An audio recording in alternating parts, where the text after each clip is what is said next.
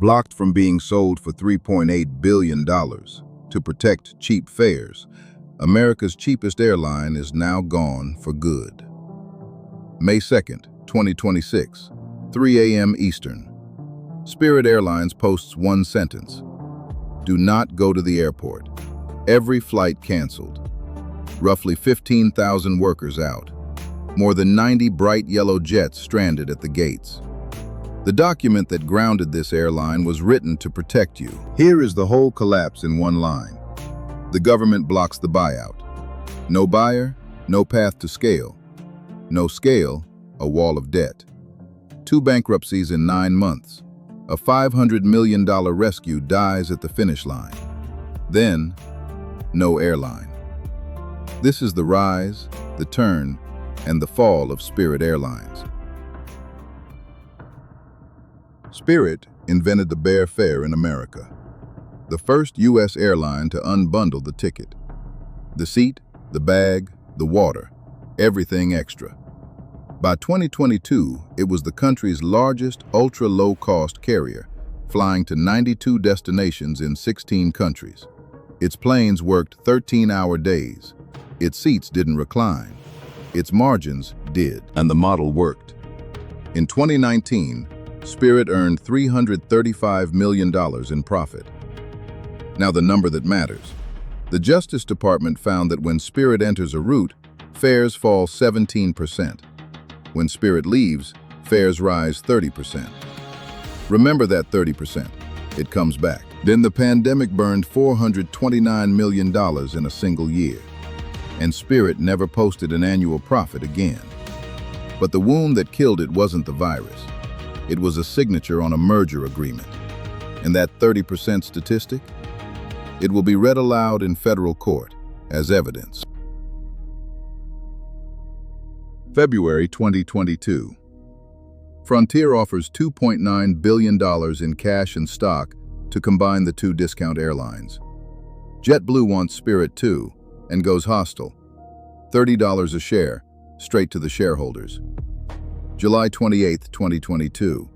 Spirit drops Frontier and signs with JetBlue.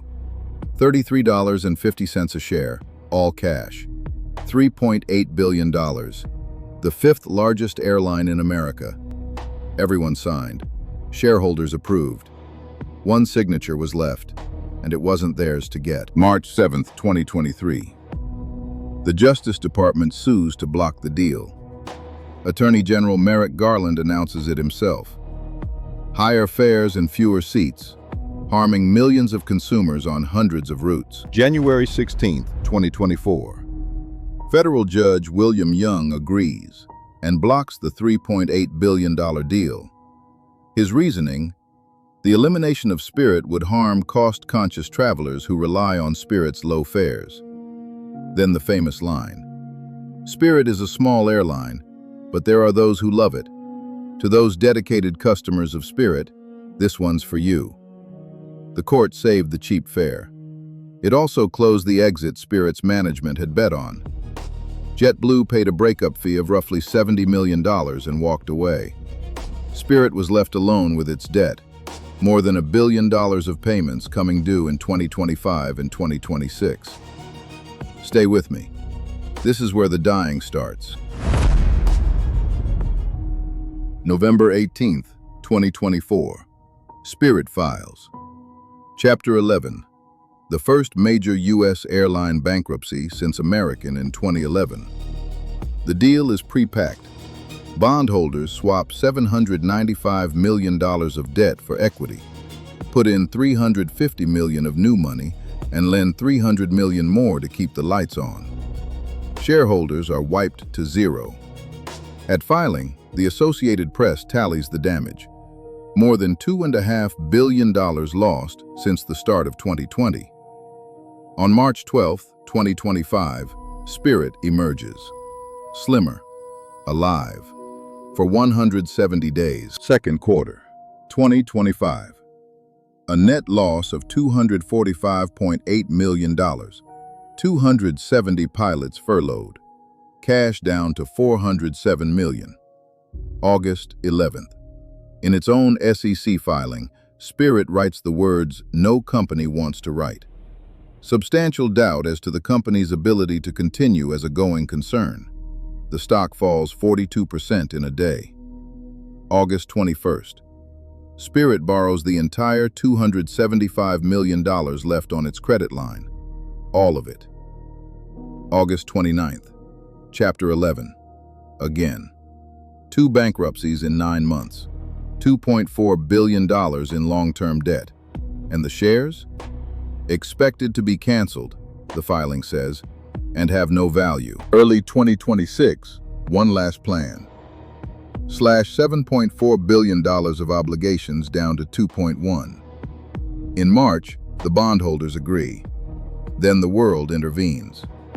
War with Iran roughly doubles the price of jet fuel, the one cost a budget airline cannot dodge. Late April. The Trump administration weighs a $500 million rescue and would own up to 90% of the airline. The transportation secretary calls it good money after bad. May 1st. The board meeting ends with no deal. May 2nd, 3 a.m. An orderly wind down of our operations effective immediately. That morning, about 15,000 people lose their jobs. More than 90 planes sit abandoned at gates across the country. Repo pilots ferry 23 of them to the Arizona desert within a week. On May 5th, a bankruptcy judge approves the liquidation. After 34 years, America's cheapest airline is done. Now the final ledger. Net losses, 2020 through 2023. $1.9 billion. 2024. $1.22 billion. 2025, $2.76 billion. Call it nearly $6 billion of red ink in 6 years. 114 aircraft, 66 of them leased. 15,000 jobs. Shareholders, 0. And the route Spirit abandoned? Remember the government's own number. When Spirit leaves a market, fares rise 30%. The court protected the passenger in theory. The passenger got stranded, in fact, because a cheap fare only exists while someone can afford to sell it. Every fortune has a story. Most of them end in red ink. Subscribe, and I'll see you at the next collapse.